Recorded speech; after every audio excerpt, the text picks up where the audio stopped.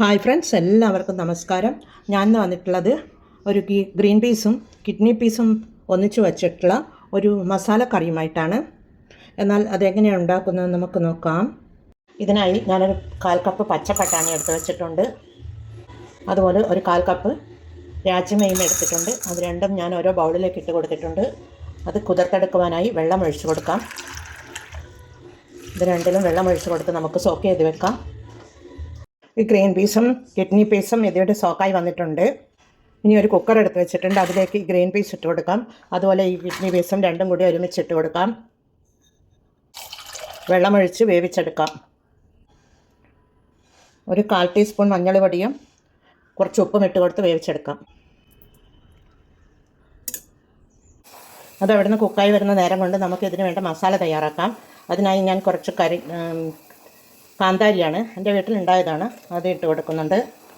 പിന്നീട് ഒരു തക്കാളി പകുതിയാണ്, അതുപോലെ ഒരു ഉള്ളി പകുതി കാഭാഗമുണ്ട്, അതുപോലെ 3 വെളുത്തുള്ളി, ഒരു ചെറിയ കഷ്ണം ഇഞ്ചി, ഒരു 1.5 ടേബിൾ സ്പൂൺ തേങ്ങയും കൂടി എടുത്ത് നമുക്കിത് മിക്സിയുടെ ജാറിലേക്ക് ഇട്ട് കൊടുത്തൊന്ന് അരച്ചെടുത്ത് കൊണ്ടുവരണം.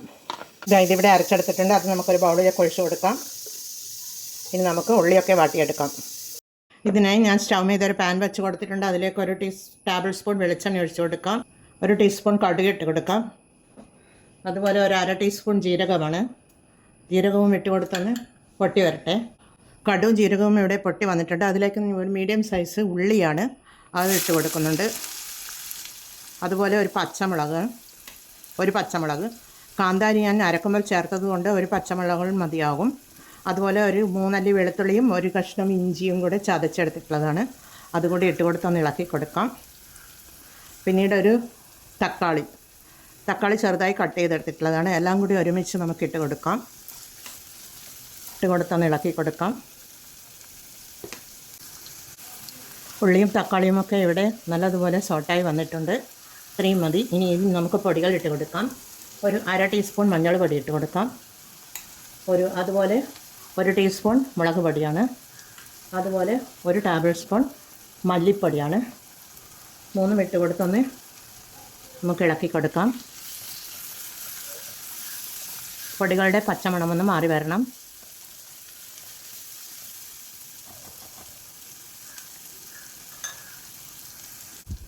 പൊടികളുടെ പച്ചമണം മാറി വന്നിട്ടുണ്ട്. ഇനി അതിലേക്ക് 1 ടീസ്പൂൺ ഉപ്പിട്ട് കൊടുക്കാം.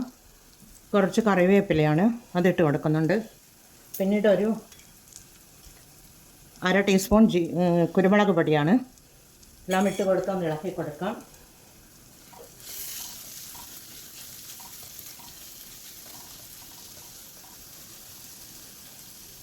ഗ്രീൻ പീസും കിഡ്നി പയറും ഇവിടെ വെന്ത് വന്നിട്ടുണ്ട്. അത് നമുക്കിതിലേക്ക് ഒഴിച്ച് കൊടുക്കാം.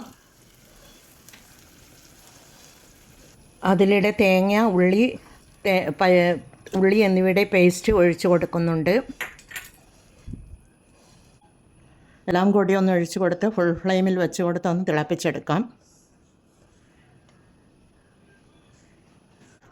കറി ഇവിടെ തിളച്ച് വരുന്നുണ്ട്. അതിലേക്ക് നമുക്കിനി ഒരു ടീസ്പൂൺ വെജിറ്റബിൾ മസാലയാണ്, അതുകൂടി ചേർത്ത് കൊടുത്ത് ഒന്ന് ഇളക്കി കൊടുത്ത് കറി ഉപ്പും മുളകും പുളിയുമൊക്കെ ഒന്ന് നമുക്ക് ടേസ്റ്റ് ചെയ്ത് നോക്കാം.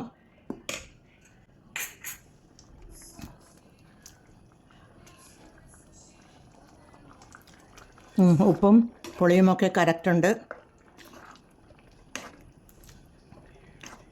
കാന്താരി ചേർത്തത് കൊണ്ട് തന്നെ എരിവും ഉണ്ട്. എല്ലാം കറക്റ്റാണ്. നല്ല കിഡ്നി പയറും ഗ്രീൻ പീസും വെച്ചിട്ടുള്ള കറി ഇവിടെ റെഡിയാണ്. അടിപൊളി ടേസ്റ്റോട് കൂടിയിട്ടുള്ള സ്പെഷ്യൽ മസാല ചേർത്ത ഉള്ളിയും തക്കാളിയും ഒക്കെ അരച്ചെടുത്ത കറിയാണിത്. നല്ല ടേസ്റ്റോട് കൂടിയിട്ടുള്ള കറിയാണ്. ചപ്പാത്തി, പൂരി, അത്യാവശ്യം ചോറിനും കഴിക്കാം. അപ്പം, പുട്ട് എന്നിവയുടെ കൂടെ കഴിക്കാൻ പറ്റിയ, ബ്രേക്ക്ഫാസ്റ്റിനും ഡിന്നറിനും ഒക്കെ ഉപയോഗിക്കാൻ പറ്റിയ നല്ലൊരു കറിയാണിത്. എല്ലാവരും ഇത് ട്രൈ ചെയ്ത് നോക്കണേ. നമുക്കിതൊരു സർവിങ് ബൗളിലേക്ക് മാറ്റാം. ലാസ്റ്റ് ഇതിലേക്ക് കുറച്ച് മല്ലിയില തൂവി കൊടുത്ത് തീ ഓഫ് ചെയ്ത് കൊടുക്കാം. തീ ഓഫ് ചെയ്ത് കൊടുത്ത് ഒന്ന് മൂടിയിട്ട് കൊടുത്ത് 1 മിനിറ്റ് കഴിഞ്ഞ് നമുക്ക് നോക്കാം. മൂടി തുറന്ന് നോക്കാം. നല്ല അടിപൊളി ഗ്രീൻ പീസ് കറിയുടെ റെഡിയാണ്. നമുക്കൊരു ബൗളിലേക്ക് മാറ്റിയെടുക്കാം. ഞാനിതൊരു സർവിങ് ബൗളിലേക്ക് മാറ്റിയെടുത്തിട്ടുണ്ട്. നല്ല ഗ്രീൻ പീസും കിഡ്നി ബീൻസും കൂടി രാജ്മ കറിയും രാജ്മയും കൂടിയുള്ള കറി ഇവിടെ റെഡിയാണ്. എല്ലാവരും ഇത് ട്രൈ ചെയ്ത് നോക്കി ഫീഡ്ബാക്ക് അറിയിക്കണേ. കമൻറ്റും സബ്സ്ക്രൈബും ചെയ്ത് സപ്പോർട്ട് ചെയ്യണേ. അടുത്തൊരു വീഡിയോയുമായി വരുന്നത് വരെ എല്ലാവർക്കും താങ്ക് യു ഫോർ വാച്ചിങ്.